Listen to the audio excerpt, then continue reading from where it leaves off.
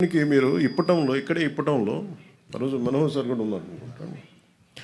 కాంగ్రెస్ మన గాంధీ గారి విగ్రహాలని, నెహ్రూ గారి విగ్రహాలని, ఇందిరాగాంధీ గారి విగ్రహాలని బస్సులను కూల్చేశారు.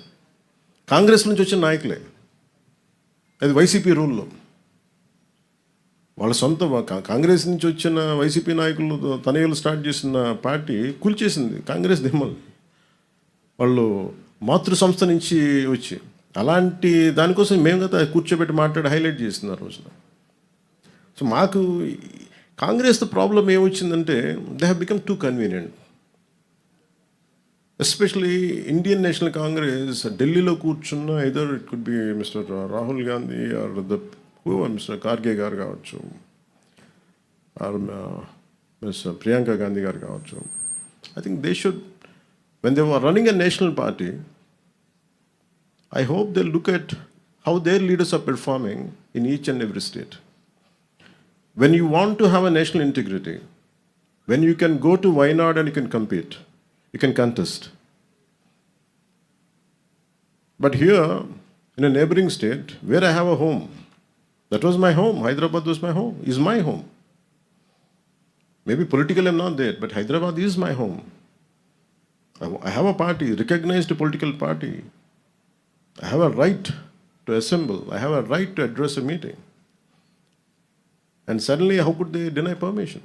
It's not something they had done, but as a policy, if Mr. Rahul Gandhiji has to speak so much about India, first let them correct their own mistakes in their own backyard. They are so shallow. Andhra Pradesh was their source of strength for Congress. They lost it. Andhra Pradesh was always a source of strength for Congress. They had lost it, not understanding it. Even మొన్న కూడా చెప్పాను, I'm never against division of Telangana and Andhra. Burgula Ramakrishna Rao గారు లాంటి మహానుభావులు తెలంగాణ రాష్ట్రానికి ముఖ్యమంత్రిగా ఉండి, నిజాంకి స్టేట్కి ముఖ్యమంత్రిగా ఉండి, తెలుగు జాతి ఐక్యత కలిసి పాపం చేస్తే పాపం ఆయన త్యాగం చేశారు. నాకు తెలిసి ఆంధ్ర వాళ్ళలో కూడా అంత త్యాగం లేదు, అంత గొప్ప మహానుభావుడు ఆయన. సో ఇవన్నీ గుర్తిస్తూనే నా రిక్వెస్ట్ ఏంటంటే, especially for Congress, somehow you are stroking some unwanted differences in the country.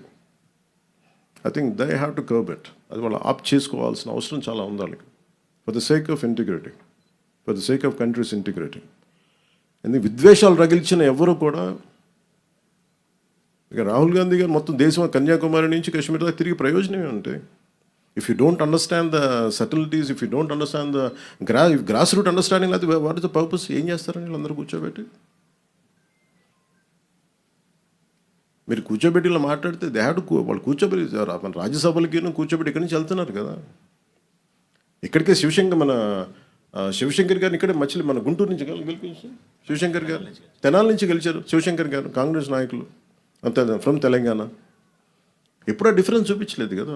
PV గారు ఏం చేశారు, మనకి నంద్యాల నుంచి గెలిచారు. సో అందుకని ఇవన్నీ, బట్ ఎక్కడో నా ఉద్దేశం ఏంటంటే, Congress somewhere they have to do a course correction.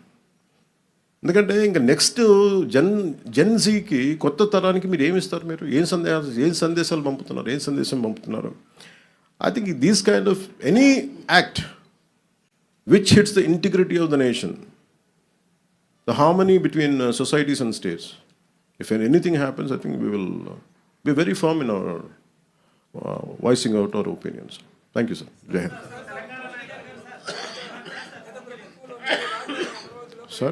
Sir?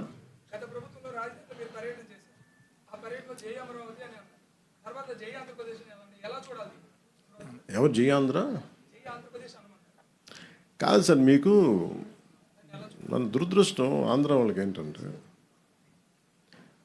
ఏ భావన ఉందో ఎవరికి తెలియదండి. ఇక్కడ నాకు నిజంగా తెలంగాణ ప్రజలను చూస్తే ఎందుకు ముచ్చటేస్తుంటే, తెలంగాణ అనే భావన ఉంటుంది.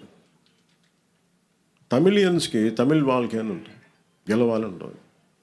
ఆంధ్రాకి సబ్ రీజనలిజం ఎక్కువ, laced with cost.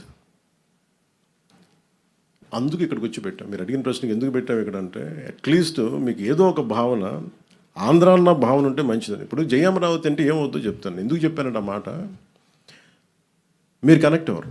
Suppose if you're part of Amaravati I don't know, ఒకవేళ you're not a part of Amaravati, suddenly ఇదేదో అమరావతి వెళ్ళిపోవడం అంటే మాకు సంబంధం. బట్ వాళ్ళు ఇచ్చింది 33,000 ఎకరాలు, 30,000 మంది పైగా రైతులు ఇచ్చి small slogan can make a difference.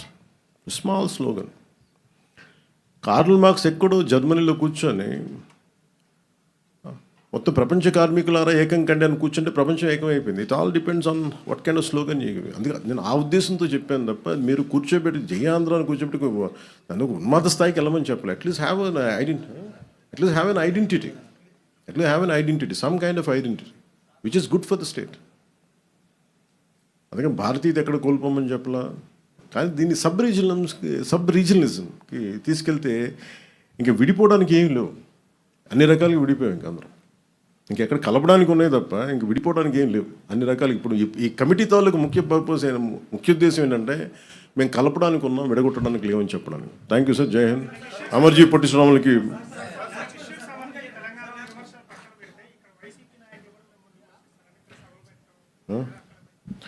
వాళ్ళు ఇలాంటి సభలు పెట్టకపోతే కదండి వాళ్ళు ఇక్కడ దాకా 11కి వచ్చారు. అంటే వైసీపీకి రిపీటెడ్ చెప్తున్నా, వీళ్ళు రౌడీజం చేస్తాం, గుండాగర్దీ చేస్తాం, భయపెట్టేస్తాం, నరికేస్తాం అంటే వీటికి భయపడే వాళ్ళందరూ ఇంతమంది పాలిటిక్స్కి ఎందుకు వస్తారండి? ఆడబిడ్డలు ఎందుకు పాలిటిక్స్కి వస్తారు? రౌడీలు కానీ గుండాలకి భయపడితే there is a policy matter. మీకు నచ్చిందా పాలసీ? మీకు అమరావతి ఎంత కావాలో అంత కావాలా, 3 రాజధానులు కావాలా, అదేదో అదే చెప్తున్నాను. అదేదో నచ్చరాగా ఉంటుంది పేరెంట్. అందుకే అంటే నేను ఎంత ల్యాండ్ కావాలి అనేది అదొక ఇట్స్ ఆల్ డిపెండ్స్ ఒక్కొక్క విషయం. సో ఫైనల్లీ 2014లో ఒక డెసిషన్ తీసుకున్నారు. 30,000 ఎకరాలు 33,000 ఎకరాలతో క్యాపిటల్ చేద్దామని చేశారు. అది కనీసం అమరావతికి పరిమితమైంది. అండ్ నాకు తెలిసి ఎన్ని కిలోమీటర్లు సార్? ఒక హౌ మెనీ కిలోమీటర్లు? ఓకే, ఒక అమరావతి వరకు తీసుకుని ఒక 33,000 ఎకరాలు అనుకుంది. ఇప్పుడు ఆయన గత ముఖ్యమంత్రి వాళ్ళనే మాట్లాడి కూర్చోబెట్టి మచిలీపట్నం అంట, విజయవాడ అంట, గుంటూరు అంట, వాళ్ళు ఇంకా పెంచేశారు. 3 రాజధానులు అయిపోయినాయి. ఇప్పుడు మొత్తం 3 జిల్లాలతో కలిపి రాజధాని కావాలంటే ఇప్పుడు వాళ్ళకి అది వచ్చింది. నేను అలా చూస్తున్నాను దాన్ని. అంటే మొత్తం మళ్ళీ రియల్ ఎస్టేట్లు అమ్ముకోవచ్చు, ఇంకోటి చేయొచ్చు. ఎప్పుడు సాగుద్ది? చాలామంది చచ్చిపోతారు ఇవన్నీ ఈ లోపు. చాలామంది పోతారు. ఎందుకంటే అంతకాలం ఒక రాజధాని నిర్మాణం కానీ ఇవన్నీ కూర్చోవాలంటే రూమ్ ఒక రాత్రికి రాత్రి నిర్మింపబడలేదు కదా. హైదరాబాద్ రాత్రి నిర్మింపబడిందా? ఈ రోజుకి మీకు సైబరాబాద్కి వెళ్తే 30-40 సంవత్సరాల క్రితం 30 years బ్యాక్ స్టార్ట్ అయిన సైబరాబాద్ ఇంకా కన్స్ట్రక్షన్ జరుగుతూనే ఉంటుంది. ఇంకా అవ్వలేదు. అది ఎప్పటికీ అవ్వదు కూడా. అది కాన్స్టెంట్ కరెక్షన్ నిర్మాణం జరుగుతూనే ఉంటుంది. అలాంటిది ఒక కొత్త రాజధానికి అదే కదా మన దేశం. నేను కోరుకుందా, మన రాష్ట్రంలో అదే కోరుకుందా. ఐక్యత లేదు, ఒక ఏకాభిప్రాయం లేదు. ఇది నాకు ఒక అభిప్రాయం ఉంటుంది. ఇంత రాజధాని ఏ సైజులో ఉండాలి నాకు ఒక అభిప్రాయం. కాబట్టి ఇంక అందరూ కలిసి ఒక నిర్ణయం తీసుకున్నారు కదా. తీసుకున్నప్పుడు ఇంక దాన్ని ముందుకు తీసుకెళ్ళాలి, దాన్ని ఒక ఆచరణలో పెట్టాలనుకుంటాం తప్ప ఇంకా దాన్ని ఇంకా కన్ఫ్యూజన్ తీసుకొచ్చి ఇంకా దాన్ని చండాలం చేసి ఇది కొంచెం రైట్ ప్రాసెస్ కాదు సార్. మీది last question sir. Thank you sir.